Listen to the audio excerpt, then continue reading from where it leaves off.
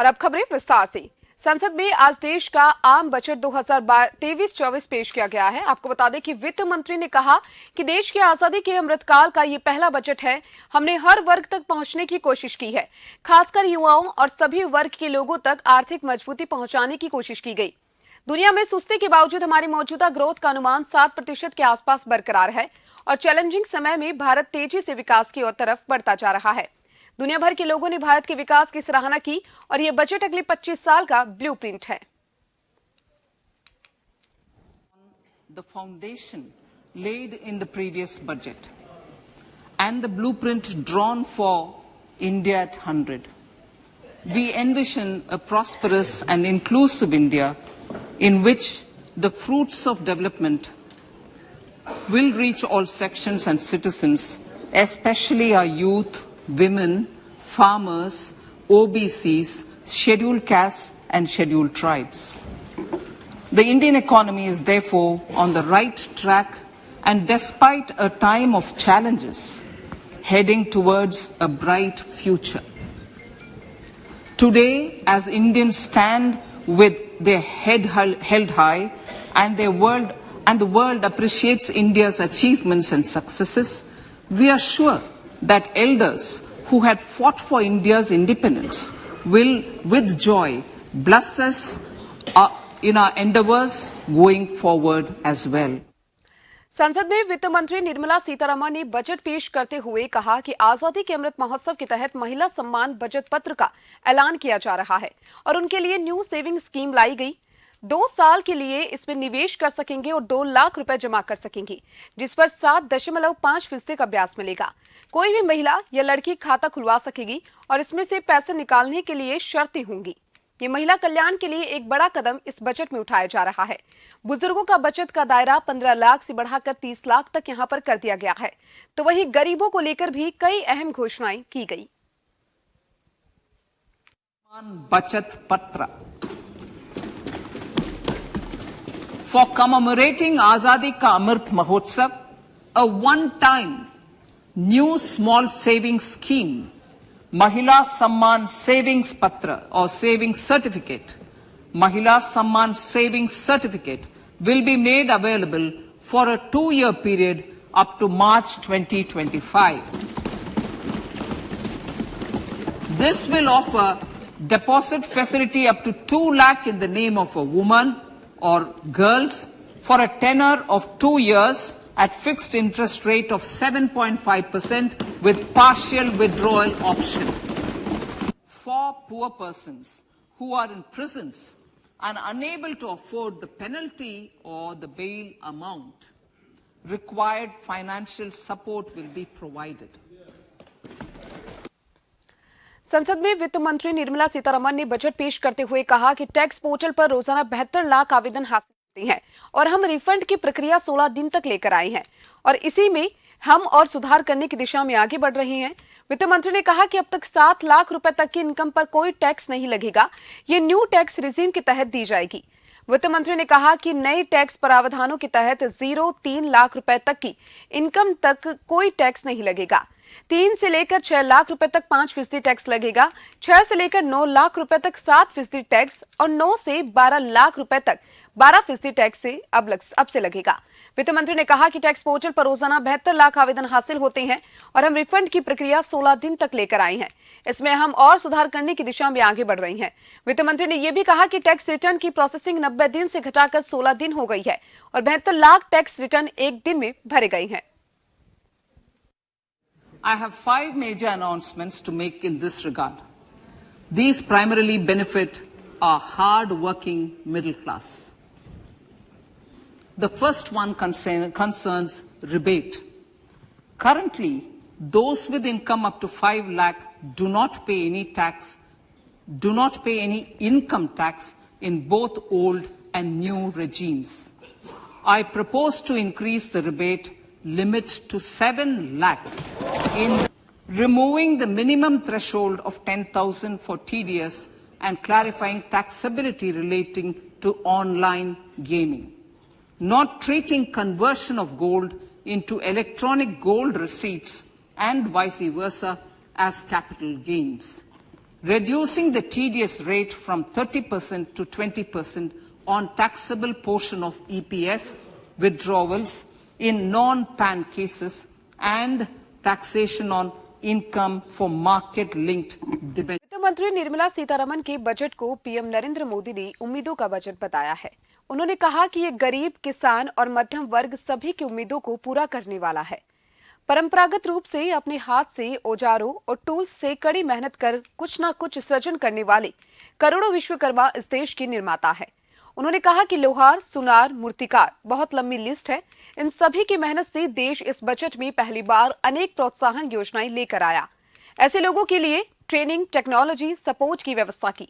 गांव में रहने वाली महिलाओं के जीवन को आसान बनाने के लिए बीते सालों में सरकार ने अनेक कदम उठाए। जल जीवन, पीएम आवास योजना हो, ऐसे अनेक कदम है। महिला सेल्फ हेल्प ग्रुप सामर्थ्यवान क्षेत्र है।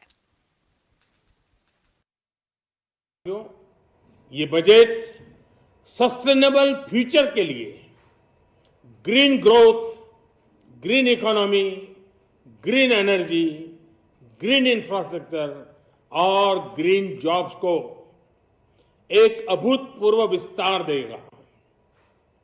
बजट में हमने टेक्नोलॉजी और न्यू इकोनॉमी पर बहुत अधिक बल दिया है।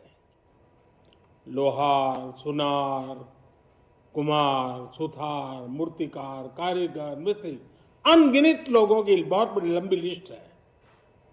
इन सभी विश्वकर्माओं की मेहनत और सृजन को देश इस बजट में पहली बार अनेक प्रोत्साहन योजना लेकर के आया है।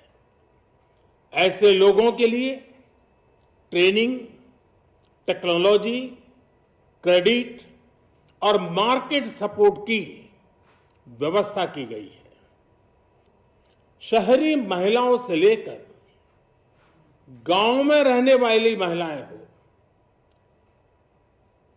कारोबार, रोजगार में व्यस्त महिलाएं हो या घर काम में व्यस्त महिलाएं हो, उनके जीवन को आसान बनाने के लिए बीते वर्षों में सरकार ने अनेक विविध कदम उठाए हैं। जल जीवन मिशन हो, उज्ज्वला योजना हो, पीएम आवास योजना हो, ऐसे अनेक कदम, इन सबको बहुत बड़ी ताकत के साथ आगे बढ़ाया जाएगा।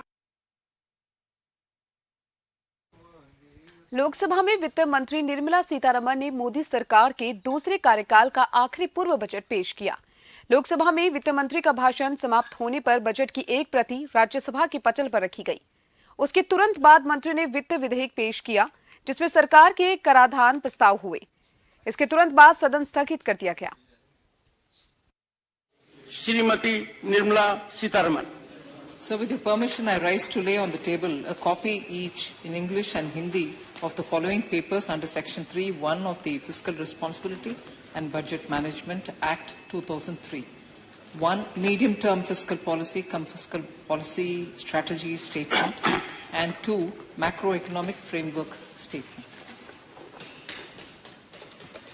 I have to inform honourable members that the Business Advisory Committee in its meeting held on 31st of January 2023 has allotted time for the government business as follows.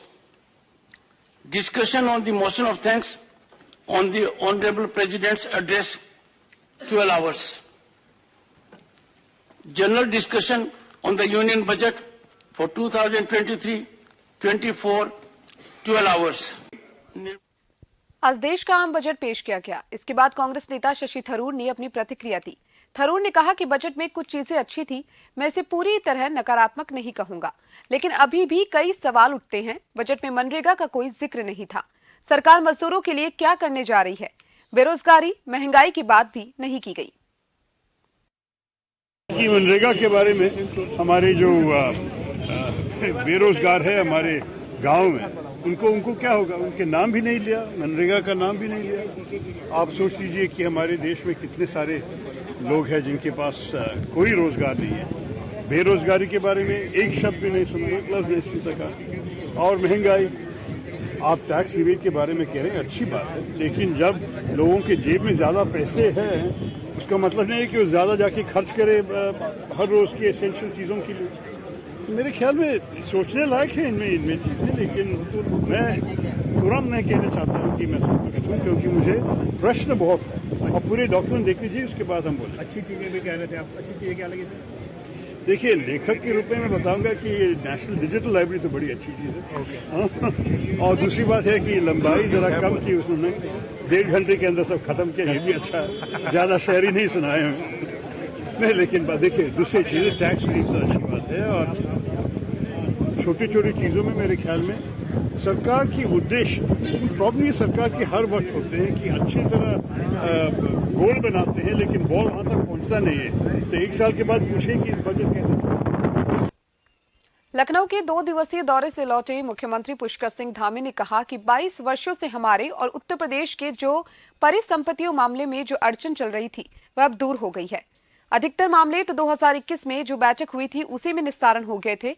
बाकी जो कुछ मामले बचे हैं उनके लिए भी उत्तर प्रदेश के मुख्यमंत्री योगी आदित्यनाथ ने अपनी सहमति दे दी है और धीरे धीरे सभी मामलों का निस्तारण हो रहा है, जिसके लिए सीएम धामी ने योगी आदित्यनाथ का आभार भी ज्ञापित किया।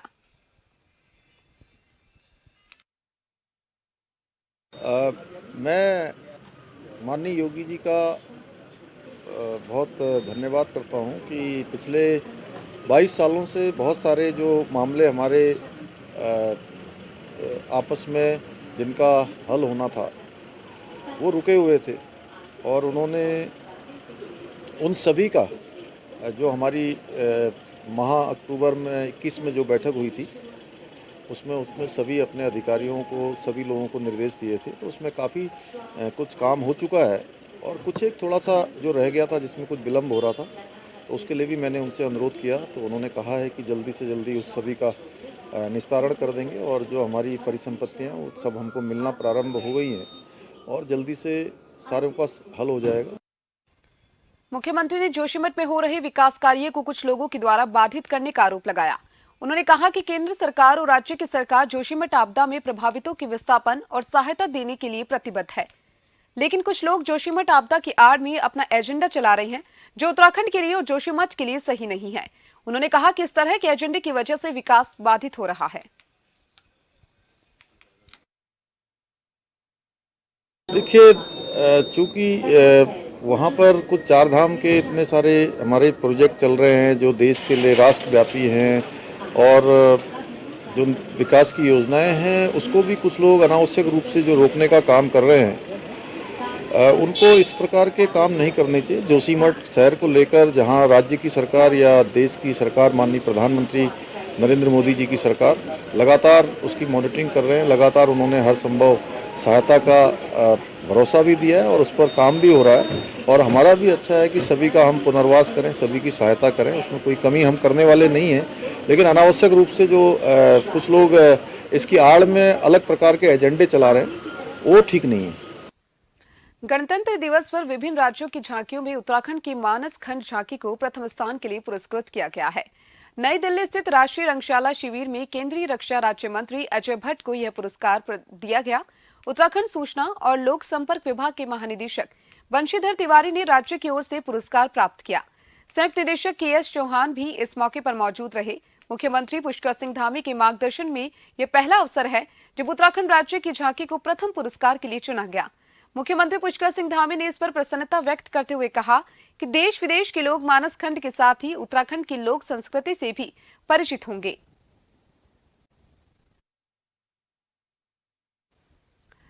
तो वहीं कोटद्वार के शिवपुर निवासी सतरा गढ़वाल में तैनात सूबेदार जितेंद्र जुएल का जम्मू कश्मीर के तंगधार सेक्टर में हृदय गति रुकने के कारण निधन हो गया, मगर जम्मू कश्मीर में मौसम खराब होने के कारण हेलीकॉप्टर रवाना नहीं हो पाया था और मौसम साफ होते ही सेना के द्वारा आज उनके पार्थिव शरीर को कोटद्वार के शिवपुर में उनके निजी निवास पर लाया गया। पार्थिव शरीर पहुंचने से पहले ही आसपास के सैकड़ों लोग शहीद के अंतिम दर्शन के लिए मौजूद रहे। तिरंगे में लिपटा शहीद का पार्थिव शरीर जैसे ही सेना की गाड़ी से नीचे उतरा, उपस्थित सभी लोगों की आंखों में आंसू थे।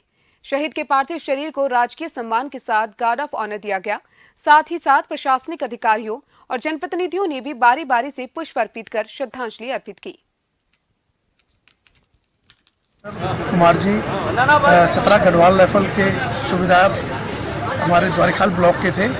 और पूरा द्वारिखाल बड़ा गमगीन हो गया है जब से पता चला हमें कि उनका हृदय रोग से उनकी डेथ हो गई है। और बड़े मिलनसार थे, हम लोगों से जब भी आते थे, अभी 15 दिन पहले ही छुट्टी से गए हो और लोगों के बीच में आते थे, गाँव के सब हाल चाल लेते थे, सबके क्षेत्र में लोग बड़े दुखमय हैं। कांग्रेस पार्टी में जाने के बाद जब चौकी बल पहुंचे